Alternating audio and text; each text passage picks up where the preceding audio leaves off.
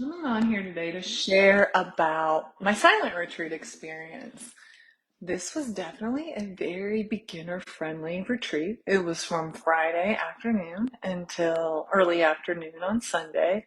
We were in silence from Friday evening until about noon on Sunday.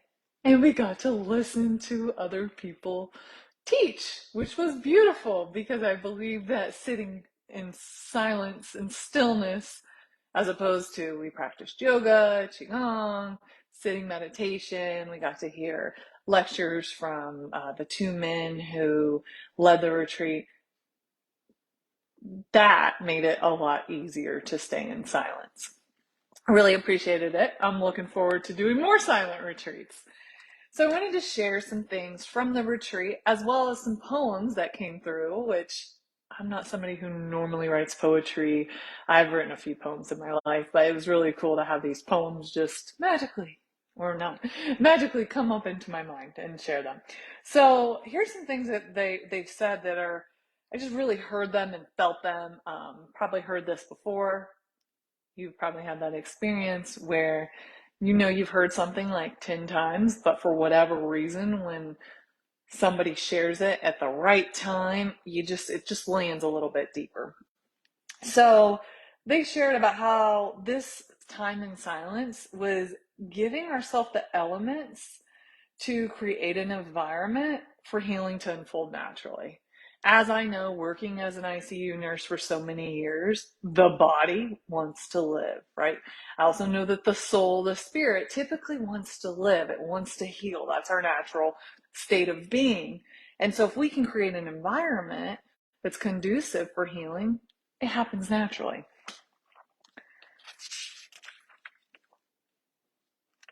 This question, I want you to answer it.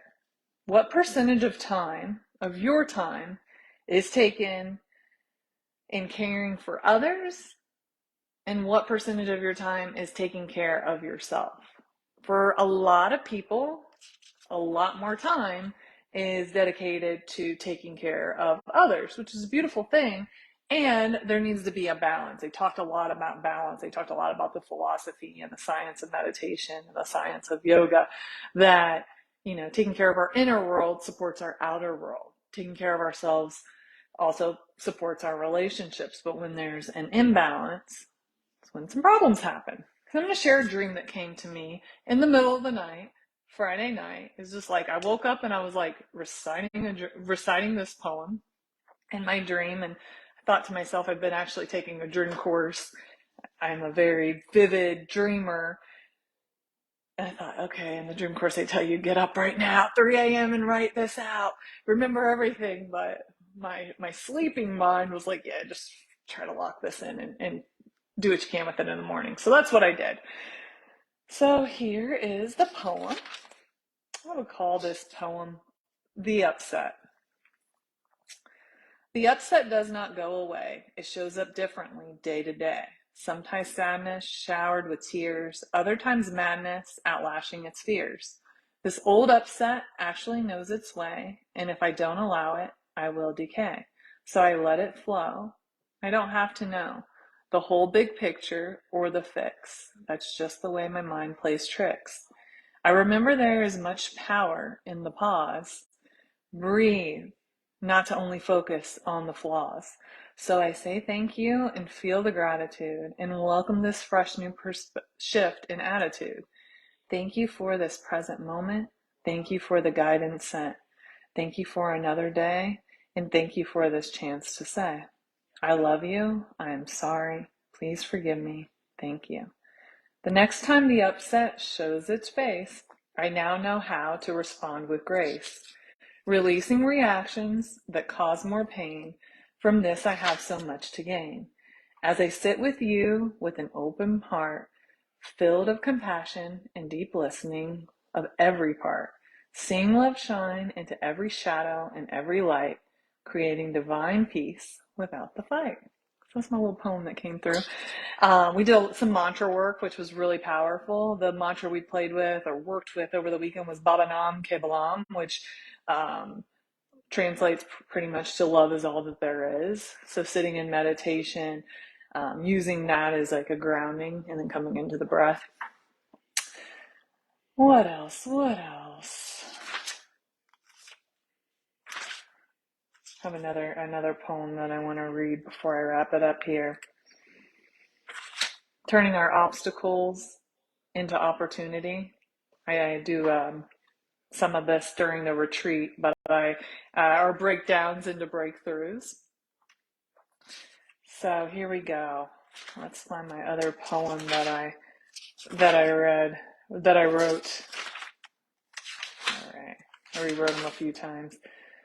Don't worry, dear precious one.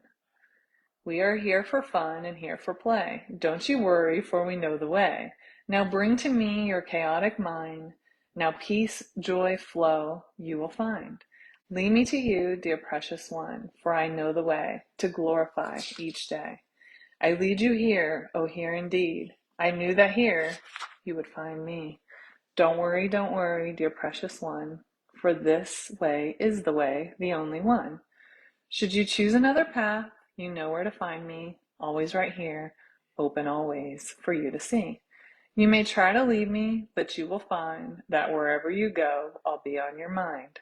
So today we stay friends, yes, you and I, forever and ever, yes, you and I. And don't worry, dear precious one, for I am always right here, your soul, to heal your fear. I love you. So we did a meditation process that was really focused on listening to our hearts in the West and probably other places around the world as well. But Western culture specifically, we're really great at listening to our mind. Yay, right? And we can forget that we can also connect, drop in, integrate, and listen to our hearts as well. I like to think like making our mind and our heart friends. So this was a meditation of listening to the heart, and that is a poem that came through. So thank you so much for listening today. If you have any other questions about the silent retreat, go ahead, drop them below. I will do my best to respond. I typically think I'm pretty good at responding to those, but sometimes as the days and weeks go on, I miss those. But hope you have a beautiful day. Also tonight, if you are interested in learning more about the Reset and Recharge Retreat, this is in June, we're going to do a Q&A. I have a Facebook event. You can just find it on my page with the Zoom link, as well as there's going to be a relaxation session at the end. So even if you're not interested in coming with us on the retreat, maybe you're interested in learning what we do on the retreats and possibly interested in coming in the future, or you just want to get in on this relaxation session, right? What a great way to end your Tuesday. Hop on a little later, come on around 7:25. We'll start that part in the last 15 minutes or so of the session. Thanks. Bye.